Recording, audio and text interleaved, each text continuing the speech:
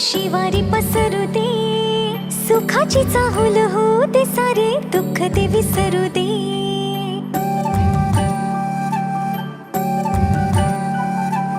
फुलवाती अंगणात सोन सकाळी, फुलवाती अंगणात सोन सकाळी, सौख्य जाणू भरून आले आले ओंजळी, आले ओंजळी.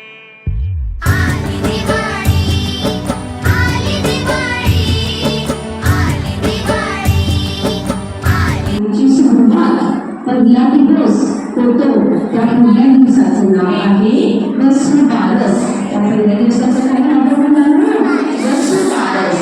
वसु म्हणजे गाय आणि बारस म्हणजे 12वा दिवस, म्हणजे गायीचं पूजन करण्याचा 12वा दिवस. आणि वसूला संपत्ती सुद्धा म्हणतात बघा, द्वादशी सुद्धा म्हणतात. आणि आजच्या दिवसापासून सगळीकडे आकाशकंदील लावायला सुरुवात होते.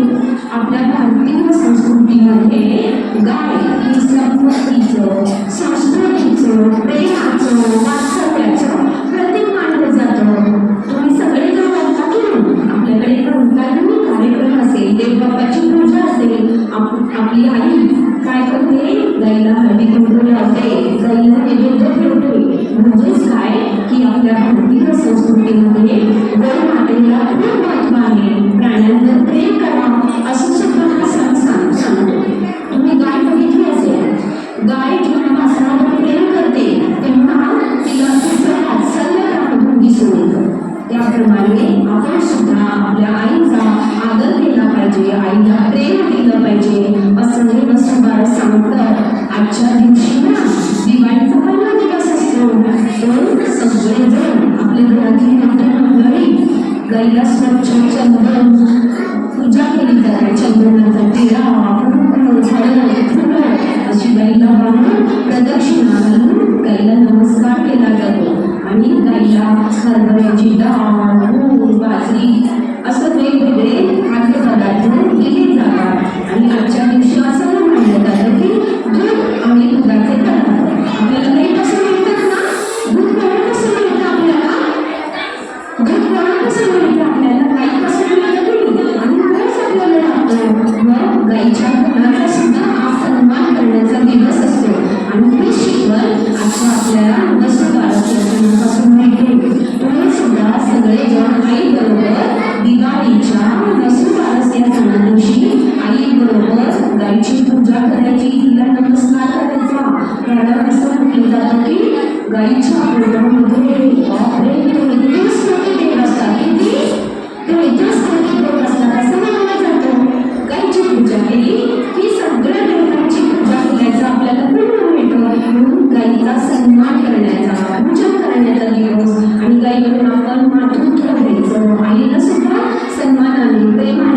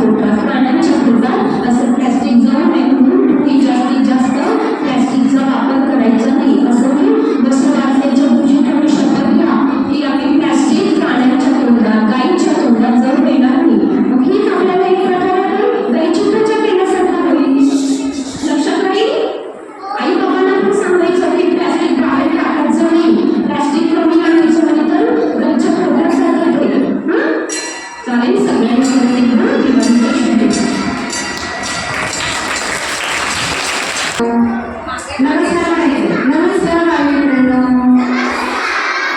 आता ऐकायचंय. महत्वाचा दिवस म्हणजे धनत्रयोदशी. अश्विन वद्य त्रयोदशी दिवशी धनतेरस किंवा धनत्रयोदशी असे त्या दिवसाला म्हटले जाते. या दिवशी बाळांनो धनाची धने असतात ना धन्याची आणि त्याचबरोबर धने विकत आणतात, झाडू विकत आणतात आणि आरोग्यासाठी म्हणून धन्वंतरी देवतेची पूजा करतात. धन्वंतरी देवता म्हणजे तिच्या हातामध्ये असा छान अमृत कलश असतो. त्या कलशामध्ये आपल्या आरोग्यासाठी म्हणून आवश्यक असणारी औषधी असतात. ही औषध डॉक्टरांची देवता म्हणजे धन्वंतरी देवता. कुणाची देवता आहे? डॉक्टरांची देवता. आरोग्याची देवता म्हणजे धन्वंतरी देवता. कोणती देवता आहे? धन्वंतरी. कोणती देवता आहे? धन्वंतरी देवता. ही देवता कशी प्रगट झाली माहिती का? जेव्हा देव आणि दानव म्हणजे राक्षस ह्या दोघांमध्ये खूप युद्ध झालं आणि त्या युद्धामध्ये त्या पर्वतातून समुद्र मंथनातून अशी 14 रत्न प्राप्त झाली आणि त्यातलं एक धन्वंतरी देवी. धन्वंतरी देवीने मग त्याचं अमृत सगळ्यांचं आरोग्य छान राहावं, सगळ्यांचा जीवन व्यवस्थित राहावं यासाठी म्हणून धन्वंतरी देवी प्रकट झाली अमृत कलश घेऊन. आणि मग त्या कलशामुळे सगळ्यांना अमृत मिळालं आणि त्या अमृतातून आपल्या आरोग्याला चांगलं जीवन जगण्यासाठी म्हणून आणि आपलं आरोग्य चांगलं राहण्यासाठी म्हणून धनत्रयोदशी दिवशी या धन्वंतरी देवीची पूजा करतात. बघा प्रमाणात इथे दिसते आपल्याला. इथे जे धन्वंतरी देवता आहे की नाही तिथे सगळ्यांनी नमस्कार करायचा आहे. तेव्हा नमस्कार. आता एक 2-3 जाप म्हणायचे आपल्याला आपल्या आरोग्यासाठी. हात जोडलेले. वा वा वा म्हणा.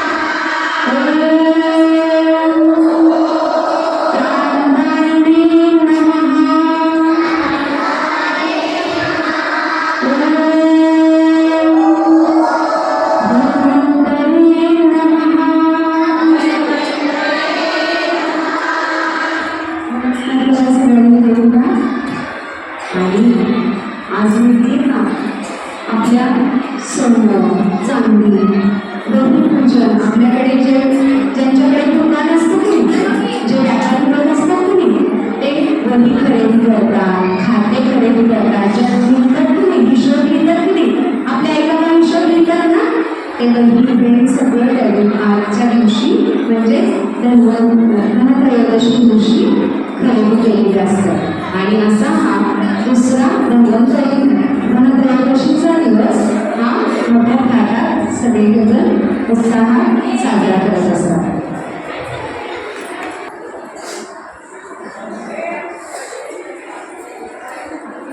अश्विनी शुक्ल तृतीयेचा सण या दिवशी इथे तुम्हाला दिसतंय बघा एक राक्षस आहे. दिसतंय का सगळ्यांना? तर त्या राक्षसाचं नाव आहे नरकासूर राक्षस. कोणता राक्षस? नरकासूर. तो की नाही सगळ्या द्वारकेच्या लोकांना खूप त्रास द्यायचा आणि त्यांनी काय करत नाही त्या द्वारकेतल्या गवळणी येते त्या लोणी दही असं घेऊन बाजारात विकायला जायच्या ना त्या सगळ्यांना त्यांनी बंद करून ठेवलं होतं जेलमध्ये. का तर त्याच्या हातामध्ये कृष्ण बाप्पा येतच नव्हता, त्याला सापडतच नव्हता कृष्ण बाप्पा म्हणून. मग नरका चतुर्दशीच्या दिवशी श्रीकृष्ण बाप्पांनी नरकासूर राक्षसाला ठार मारलं आणि अशा सगळ्या 16,000 स्त्रियांना बायकांना असं जेलमधून बाहेर काढलं आणि मोकळं केलं सगळ्यांना. म्हणून पहाटे पहाटे लवकर उठून नरक चतुर्दशीला लवकर उठून आंघोळ करायची असते. का तर देवबाप्पाने आपल्याला त्रासातून मुक्त केलं, नरकासुराच्या त्रासातून मुक्त केलं, म्हणून छान लवकर उठून आंघोळ करायची असते सूर्यबाप्पा यायच्या आधीच.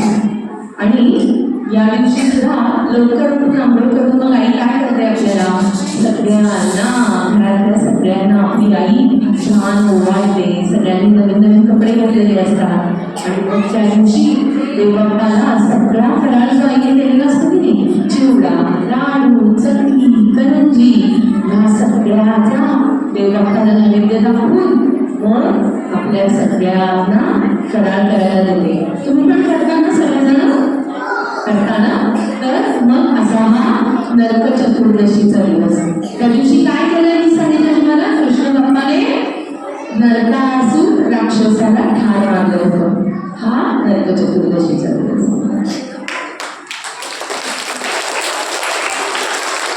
आता नरक चतुर्दशी नंतर तो जो नरकासूर राक्षस, त्याच्यानंतर काय केलं बघा, लक्ष्मी देवी बरोबर धन देणारी लक्ष्मी. मग आपण मराठी मध्ये म्हणतो ना, चैत्र, वैशाख, ज्येष्ठ, आषाढ, श्रावण, भाद्रपद आणि अश्विन आणि कार्तिक महिन्यात दीपावली हा सण येत असतो बरं का.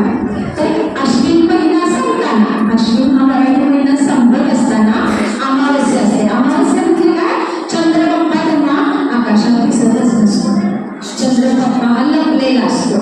आता आपण कोजागिरी केली ना पौर्णिमा, तेव्हा चंद्र पूर्ण दिसत होता, दूध पिलं, कोजागिरी पौर्णिमेची गोष्ट ऐकली म्हणजे.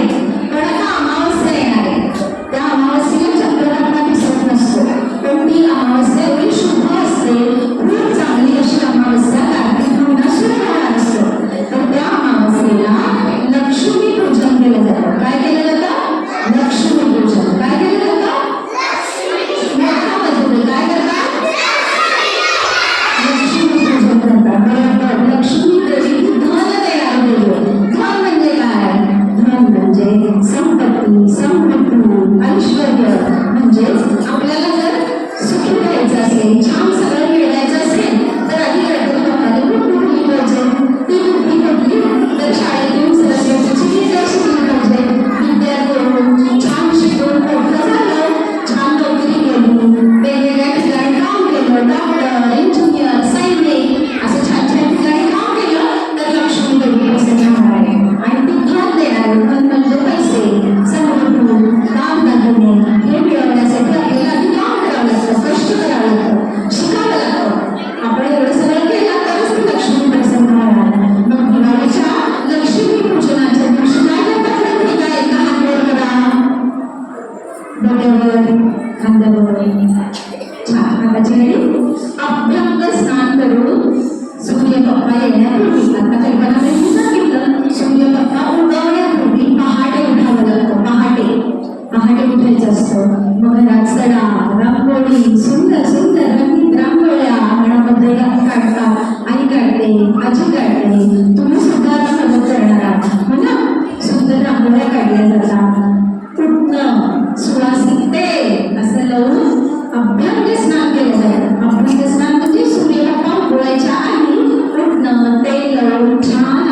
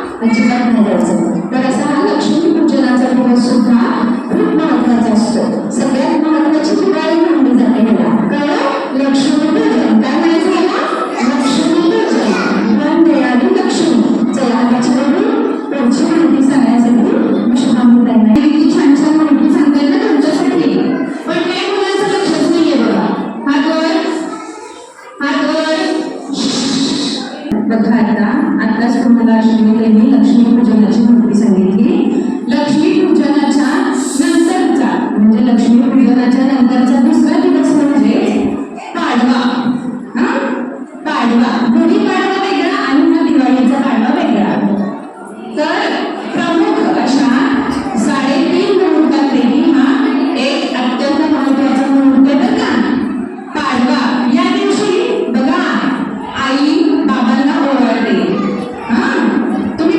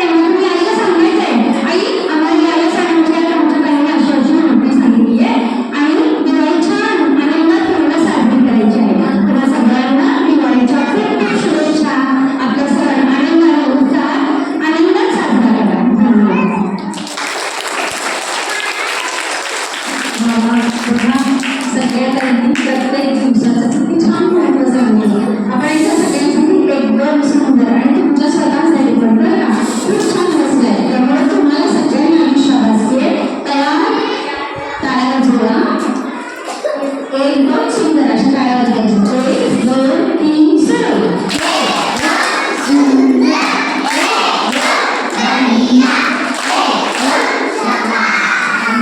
आज शाळेत अभ्यासाला मजा आहे. कशी मजा आहे. परीक्षा झालेली आहे सगळ्यांची. हो ना? आता पास हे कळणार आहे. आपल्या शिशुशाळेत मस्त मस्त दिवाळी साजरी होणार आहे. काय साजरी होणार आहे? मग काय मस्त मस्त मज्जाच मज्जा. छान आपल्या सर्व ताईंनी किती छान मांडणी केली आहे सगळ्या देशांची. मग त्याच्यासाठी आपल्या सर्व ताईंनी खूप कष्ट घेतले. काल तुम्हाला ह्याचं सगळं महत्त्व कळावं म्हणून केलं की नाही. म्हणून सगळ्या ताईंचे आपण धन्यवाद मानायचे. का माहिती का? ही सगळी मांडणी जर केली नाही तर तुम्हाला कळणार का कोणत्या दिवसाचं काय महत्त्व आहे. कारण ताई सांगतात ते तुम्ही तात्पुरतं लक्षात ठेवता. तुमची गडबड झाली आहे जरा. हो की नाही? ताईंनी पण किती छान माहिती सांगितली सगळ्या ताईंनी दिवाळीची. आणि आता सगळ्यांना कशाची ओढ लागली आहे मला कळलंय. आता तुम्हाला छान खाऊ खायचं आहे. हो की नाही? करंजी, लाडू, चिवडा. आपल्या शिप्रमंडळी शिशु शाळेमध्ये छान असा फराळ तयार केला जातो आणि त्या फराळाचा तुम्हाला आस्वाद घ्यायचा आहे आता.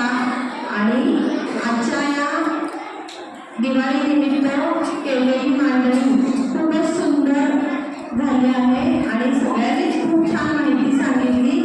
आणि आज मला इकडे आकांक्षाताईंनी बोलवलं त्याबद्दल मी त्यांचे मनपूर्वक धन्यवाद मानते. आणि त्याचबरोबर आजच्या या दिवाळी निमित्त सर्व शिक्षिका, सेविका आणि सर्व विद्यार्थ्यांना दिवाळीच्या खूप खूप शुभेच्छा. आणि आता छान आपण किल्ल्यासमोर वगैरे फोटो काढायचे, किल्ला बघायचं, पुढची दिवाळी आनंदात साजरी करायची. धन्यवाद.